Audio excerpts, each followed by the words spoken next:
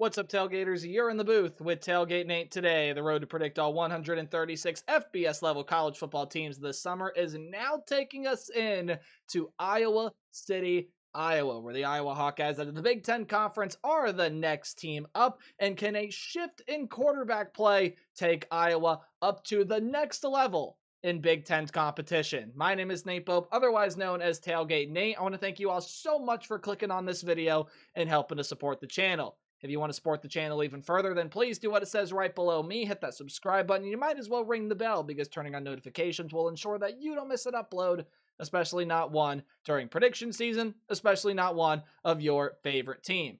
I am a sports media professional, just started my job yesterday as of uploading this video, and if you want to see all the cool stuff I get to do in the industry while still keeping up to date what goes on this very YouTube channel, give me a follow. It's at TailgateNate29 on Twitter or X, whatever your preference for the platform, and Instagram. You can even email me, TailgateNate29@gmail.com. I really appreciate the support and the interaction, however you do so with me, the channel, or any of the other things that I do throughout the various different realms of sports media. With all that said and done and out of the way, I give you, ladies and gentlemen, the Iowa Hawkeyes led once again by Kirk Ferentz, showing no signs of retirement, looking as strong and healthy as ever. And Kirk Ferentz gonna lead this Iowa Hawkeye team to, Iowa usually is this patterned program, right? And this is the season where Iowa is really supposed to break out, especially with who they brought in at quarterback. How do we do? Preview predictions here on the channel. Well, we are going to go through a roster overview. The offense is going to be over here to the left. The defense is going to be over here to the right. And after that, we are going to dive into the Iowa football schedule. I'll give it a game-by-game preview and prediction, and it's overall going to tell you what I think about the Iowa Hawkeyes in 2025. Before we do get started with all of that, right down below me, returning production numbers are according to ESPN, and they do factor in transfer portal additions up to a certain percentage. Right down below that, recruiting and transfer portal class ranks are according to 24/7 Sports. With all that said and done and out of the way, let us go ahead and start off with your offensive coordinator. That, of course, is going to be Tim Lester. And your quarterback room, let's talk about it. By the way, probably the only time you will ever see a thumbnail in which the key player is not in full helmet and pads is because I simply just couldn't find a good picture of this particular player I wanted to use in pads. And that particular player is a South Dakota State two-time national championship winning quarterback in Mark Gronowski. He is going to be phenomenal. And to me, there is absolutely no question as to whether or not his play is going to continue into the next level. Spoiler alert, it will. He is an exceptional talent that threw for, let me do some math. Sorry, I wanted to make sure I got the full numbers on Mr. Mark Gronowski before I did that. During his South Dakota State career from 2020, skip 2021, 2022, 2023, and 2024. 10,330 yards, 93 touchdowns, and only 20 interceptions on overall around a career average. Hang on, I believe it'll tell me right here. Yes, around a career average 64% completion percentage. He has thrown so many passes, has seen so much football, has seen so much winning football. And to me, again, guys, there is absolutely no question that his play is absolutely going to improve, or not necessarily improve, but translate over to this level of college football. I just about guarantee it. Now, the question for me with this Iowa offense is I believe wholeheartedly believe this is a quarterback situation that is going to get better for Iowa this season. It's really struggled in the past. Are the pieces around Mark Gronowski going to be good enough? Let's find out right now. Your top two rushers, most notably, well, okay, I can't necessarily say top two rushers statistically from last year, but your leading rusher I can, and that's the likes of Caleb Johnson, one of the best running backs in the country last season, 1,537 yards and 21 touchdowns from last season. Now, you also are going to be losing a guy that gave you some solid production in the past in LaShawn Williams. He only had 11 carries last season, so Kamari Moulton and Jason Patterson are going to act as that backfield duo, both of them over 300 yards, 5 touchdowns combined between the two of them last season. Are either of them as talented as Caleb Johnson? No, just no. In my personal opinion, no. Caleb Johnson, really, really special talent, and I think you're going to find it pretty darn hard to fill those shoes for both Moulton and Patterson. However, I know a lot of people are saying this is a running game that's going to take a step back. I would agree with that. I don't know if it'll take an absolutely massive step back. It might take a little step back, but I think the Iowa run game overall going to be pretty solid for the Hawkeyes this season. But the receiver room has got some major questions. Now, obviously, the receiver room, quarterback play, it goes hand in hand. But for even as bad and as unproductive as the quarterback play was over the past couple of seasons, the wide receiver room has been the very same thing. Iowa has not had that special player. Jacob Gill and Reese Vanderzee are going to end up leading this team. Jacob Gill was the leading receiver last year with 411 yards and 2 touchdowns on 35 catches. Reese Vanderzee was your second leading receiver among wide receivers last season. And then your tight end there in the likes of Luke Lockey is going to be gone. So a duo of Addison Ostrenga and Zach Ortworth gonna probably end up being your two guys there in the tight end room. And I think that this is a room where Iowa has got to show out, right? Jacob Gill, Reese Vanderzee, take that gigantic step forward. But even when I take a look through the rest of the room, I mean, Seth Anderson, Dayton Howard, Caden Wetjen, even a transfer in the wide receiver room and Sam Phillips coming over from Chattanooga, and even throughout the rest of the tight end room with guys like Hayden Large and Michael Burt, I just don't really see that star player that I feel is going to emerge and become a really, really vital weapon. I think Mark Gronowski doesn't necessarily have the best pieces to work with. Offensively speaking for Iowa, let's talk about the offensive line, then I'll give my overall thoughts. A pair of starters do leave the O-line, but Logan Jones is one of college football's top linemen. He is going to be playing center for this Iowa team, and he's got a great group of guys surrounding him.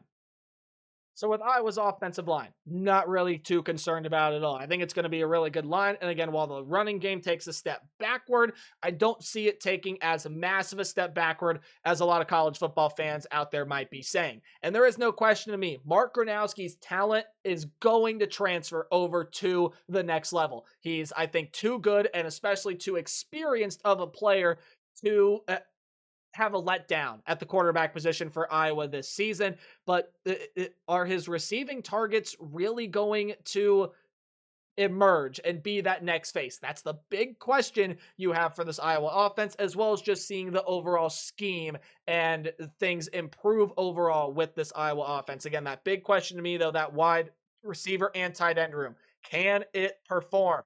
And can it perform up to the standard that Mark Gronowski, I think, needs it to in order to be as successful as Iowa can? If that happens, watch out for the Hawkeyes this season, because in the defense led by Phil Parker, sorry, looking the wrong way on here, but looking the right way here. The defense led by Phil Parker, guys, is still going to be one of the better units in the country. There was some slight regression last season, but guys, not much is going to change about this defense. It's still going to be the Iowa defense we all know and love. And while the star power, again, as I've been saying for some defense, might not seem as high, you still got a lot of really talented players on the defensive side. And it is one of the most experienced units in the entire country. Your sack leaders in Ethan Herkett and Max Llewellyn. They are both going to be coming back for this team. They play the defensive end positions for Iowa on either side.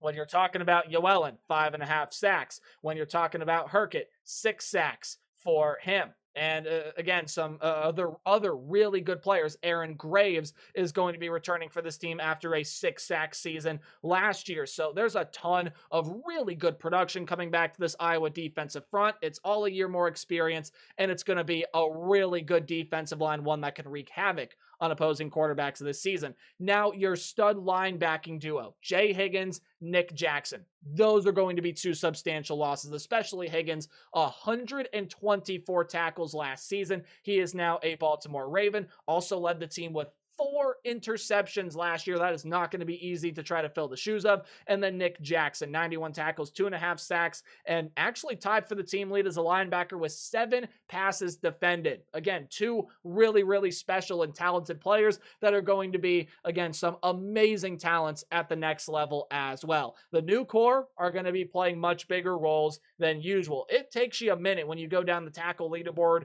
to get another linebacker. Now, some of the next guys here in line are guys like Jackson Rexroth that are going to play the Leo position. You have Jaden Harrell, you have Carson Sherrar, and again, all of those guys, while being redshirt seniors, are going to play in a much bigger role than they usually have throughout this Iowa defense. Those guys, still very talented players. Again, increasing that role is going to be a very, very big question and a very big thing to watch overall. Your top defensive backs, Quinn Schulte, Jermari Harris, and Sebastian Castro. They are all gone. All 3 of those players, just sensational talents. And again, this is an Iowa defense that I think is going to miss them a lot. Quinn Schulte, 62 tackles, did have 3 interceptions for this team last season. Jermari Harris is another really, really talented player that's going to be leaving. And then, of course, Sebastian Castro. Just overall, some really good group of defensive backs. Castro did have 57 tackles as a top 5 tackler on this team last season. And then the likes of Harris, 7 pass defended, 3 interceptions, was a really, really good, I believe, corner for this team last season. However, plenty of great talent is going to return, and it still is going to be an overall stacked unit for this Iowa Hawkeye defense. Take a look and a listen to not a look, you can't see any names on screen, but take a listen to what is going on here. TJ Hall, Cohen Entringer, and especially these 2 players, Xavier Wankpa and Deshaun Lee. Those latter 2 guys are going to be the next leaders in this defensive backfield. They were really good players last year. They'll be really good players this year. And again, overall, nothing is going to change about the special teams unit this season. That's not a lie. Special teams is also going to run it back. Kickers are people too. Let's show them some love. But overall, the defense, while in some statistical areas you saw some regression overall last season, I think this is the defense that overall could get back to the level of production we're used to seeing. But overall, again, guys, Phil Parker's still leading this defense. There's going to be nothing that changes about this Iowa squad. The biggest question for me, and I'll say it one final time, well, I'll probably hint at it throughout this video. Does Mark Gronowski have the pieces in the pass catching room to be as successful as he can be in order to lead this Iowa team to the highest heights that it can possibly reach? Well, let's find out what the schedule looks like.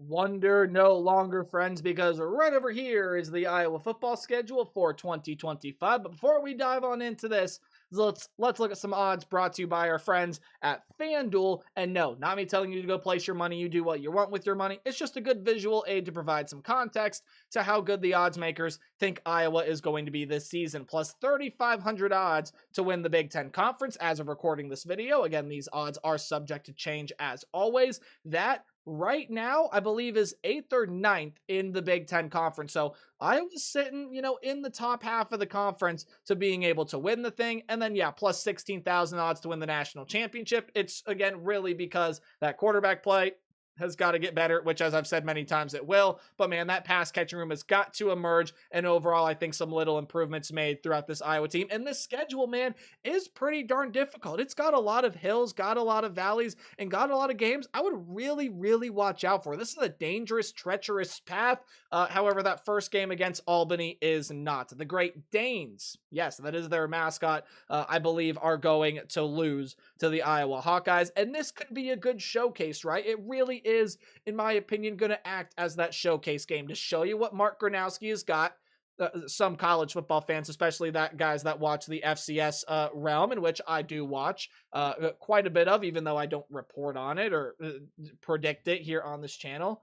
I do watch quite a bit of it, and it is definitely a player in Mark Gronowski that shines out at you, right? He is one of those players that you look at and you say, yeah, he is one of the better players in the FCS ranks. He's going to improve this quarterback room, no doubt about it. Again, it's about the pieces around him. So You move on for, and again, very nice showcase game to open up the season against the Albany Great Danes. So then you move on and you got to go on the road to play the Iowa State Cyclones. Now, Iowa State, guys, just going to be a very tough team to beat this year. They made the Big 12 championship game last year. They got all the pieces returning to be able to make it back there this year. Rocco Becht is coming back at quarterback. Carson Hansen back at running back. You got a ton of really talented wide receiver pieces that are coming in here. You're losing your big two, right? Higgins, Noel, both of them are gone. Well, Chase Sowell and then Xavier Townsend, they're both going to be transferring in. I think there's some solid pieces in the room.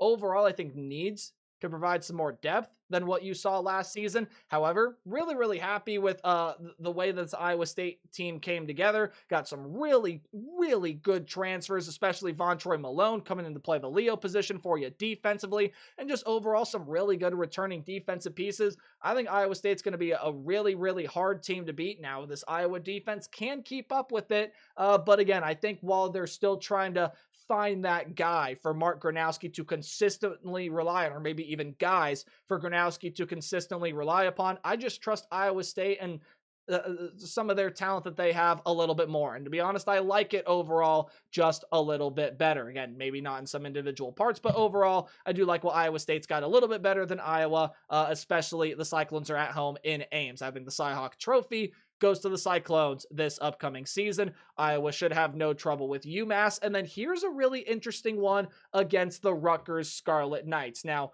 Rutgers, to me, is one of those weird teams to try to figure out this upcoming season. Had a really, really good year last year for Rutgers standards, 7-5. They made a bowl game, and they've been, very, very well coached by Greg Schiano. Here's the problem. They are going to have to replace a ton of really high-grade top-end talent. Kyle Monangai at running back, gone. Some of your really, really good defensive players, gone. And Rutgers, to me, has got a very treacherous path. They have a treacherous schedule. If Rutgers is able to win this one, I think they can go on quite the streak here, and they can be able to pile and build up some wins relatively quickly. However, I do think the Iowa defense overall will be a little bit too much. And Ethan Kaliakmanis, to me, has got to see a massive growth in his game. If that doesn't happen, I don't know how much of a step forward, backward, whatever you want to call it. I just don't know if Rutgers can stay at the level that they're at if Ethan Kaliakmanis doesn't take a step forward. And I think the Iowa defense will take advantage of that. And of course, not having Kyle Monangai is only going to hurt Rutgers in what I think is going to be a very close game, and a game that I think Rutgers is absolutely capable of winning. I just think the Scarlet Knights fall just short, and Iowa wins that one. Guys, Indiana football is not going anywhere. The Hoosiers are absolutely for real, and they got a lot of really, really nice talent and a quarterback that I like a lot. Fernando Mendoza is coming over from Cal. Really, really like everything that he is about. Some really good offensive line transfers. You do return Elijah Surratt and Omar Cooper, as well as EJ Williams, but Surratt, your biggest returning wide receiver piece. Kalen Black going to come back at the running back position to now be the lead back for Indiana this season. And you do lose some pretty solid contributors defensively, but a lot of your key guys come back, and you bring in some really talented transfers, such as Stephen Daly, who's coming over from Kent State and was a star on a Golden Flashes team that, well, obviously, as we know, it did not have the best success, if any success at all, on the football field. However, there is a game, or I should say, there are a couple games this season that I can just see Iowa pulling out. And it's because of the defense, and it's because even though the wide receiver room and the tight end room might not be as talented as it needs to be, I think Iowa's very capable of pulling out some of these bigger games, especially at home. On the road, they might struggle a little bit, but at home, never count out this Hawkeye team in Kinnick. I think Indiana's going to succumb to that defensive pressure. I think Iowa's going to be able to get home on this Indiana offensive front. I think they're going to be able to create some havoc. The fans are going to be loud. And I do think Iowa beats Indiana at home, and they start out the season 4-1. To me, guys, I just genuinely, there's no other way to describe it. I think this is going to be a very confusing season for the Iowa Hawkeye faithful, because you beat Indiana, a team that I still think is going to be pretty good this year, and then I got you losing to Wisconsin. Now, Wisconsin is a team that I'll admit, has just got to get it figured out this season. If Luke Fickell wants to keep his job, Billy Edwards coming in at quarterback, I think is really, really going to help that. Just an unfortunate injury to Tyler Van Dyke, and Braden Locke had some good moments, but overall just didn't pan out the way that they thought. Still got some really good some running backs in this room. Your wide receiver room, even with all you lost, you're bringing Jaden Ballard from Ohio State, got lost in the most talented wide receiver room in the country. He's going to be a really good piece. I think the defense takes a step forward this season. Wisconsin's going to win a big game at home this year, and this is a fringe game for the Badgers. I think they're going to want to win it, and they do. And then Iowa will suffer their second straight loss of the season when they play Penn State. Drew Aller, Nick Singleton, Katron Allen, and Penn State now finally has some weapons that are going to be able to spread you out downfield defensively. Trevor Pena, Devontae Ross, and there's one other name that I'm forgetting that I will remember, or for lack of better terminology, look up here in just 1 second. Kyron Hudson. There you go. And again, those three guys going to be your three leading receivers. They're going to be able to spread defenses out, and that's what Penn State was missing. Some of that elite talent on the outside to be able to stretch defenses out and create those consistent big plays down the field. Penn State has that now, and I think Penn State's going to be a really, really good team this year. Of course, now Jim Knowles going to go coach that defense. So no matter what the talent looks like on the defensive side of the ball, Penn State going to end up being a pretty solid defensive side, especially when Jim Knowles is leading. That will be a win there for Penn State and a loss for Iowa. So, okay, 2 straight losses, and again, some confusing results up to this point. However, I do think you beat the Minnesota Golden Gophers. Minnesota going to be breaking in another new quarterback this year, but this one is going to be breaking in from a young perspective. Drake Lindsay, a redshirt freshman. He's going to end up taking over the reins this season with a lot of solid pieces around him. Darius Taylor might be one of the more untalked about running backs throughout the country, but just overall, again, the defensive slog nature of this game, I think, favors Iowa because they not only have the better, they have the more experienced quarterback and overall more experienced pieces. Not to say that Minnesota doesn't have that. They have some good experience in a lot of different levels, but they don't have what Iowa has. They just don't. And so that's why I think Iowa going to win this game at home in Kinnick and then here against the Oregon Ducks. Again, guys, this is where the Iowa football season gets really, really confusing because I think Iowa wins this game. Yes, I think Iowa wins this game. Now, look, this one is not probably going to be as big of an upset as the one against the Indiana Hoosiers because now when you're going up against Oregon, you're talking about typical powerhouse, a team that's around every single year, a team that's in the national championship, the big national championship conversation. Again, it's not to say that Indiana isn't there, but they're not in the category where Oregon is at right now. Oregon lost Evan Stewart. And to me, even though Dante Moore, I think, is going to be really good, and even though Oregon has got some really talented pieces on the outside, I just think that, again, when you have a guy like Evan Stewart go down, and especially a game that can be another defensive slog, watch out for these games right here for Iowa. Defense forcing turnovers, and Iowa again at home. Don't ever count them out, man. Again, I know this one seems like a very, very big stretch, but I do think not having Evan Stewart matters, and Iowa loses that, or wins that game, I should say. I was getting ahead of myself. They do lose this one to USC, make or break time here, but Jade Maeva is a really good unit, and USC, I think, is just going to play a little too fast for Iowa to keep up with. Iowa will be able to beat Michigan State in year 2 of Aiden Childs and Jonathan Smith, a team that overall I think takes a step in the right direction, but I do think Iowa is going to be able to get the better of.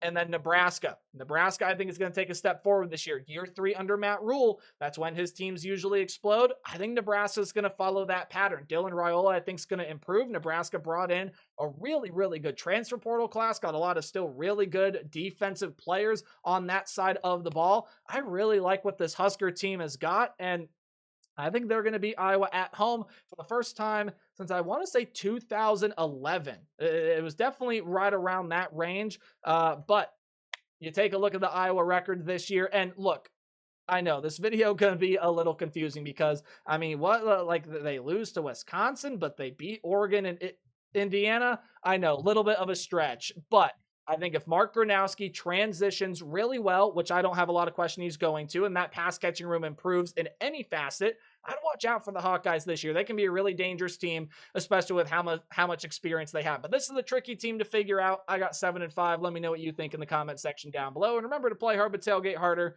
See you guys in the next video. Sorry this one ran long. Goodbye.